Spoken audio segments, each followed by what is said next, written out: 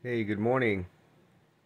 Through this ascension process, we're going through a lot of individual turmoil for a lot of reasons, to include the implementation of kind of the dark side of artificial intelligence, both inside our bodies and what's been assembled on the outside, is all designed to be destabilizing.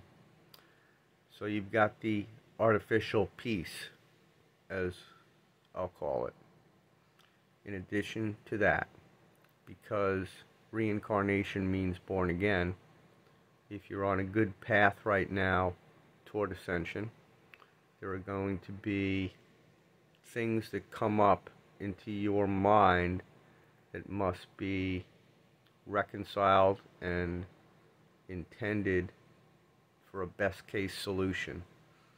So whether you're being antagonized in your being for some reason, however you rationalize your problem, our job now is to assume that the problem will be fixed by you taking good, logical actions in order to fix it. This channeling came through Sam the Illusionist from Saint Germain, and an example was used where a mom had to take care of a child and changed the child's diet with the belief that that would fix the problem. And that's the essence of what we need to do as we learn about what our reality is out there.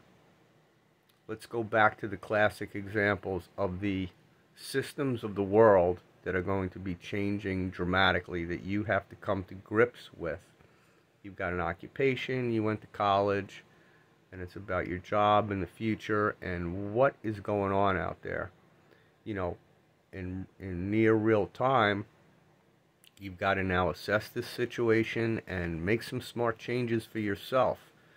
That's an example of, the revelation of what's going on with leaders that are intentionally, have always been here to control us and do damage to us. So all those afflictions and the choices that you've made, not only in this life but in other lives, are coming back to the surface again. So as they manifest, keep your peace. Find the people that you can reach out and talk to if you need to, but ultimately,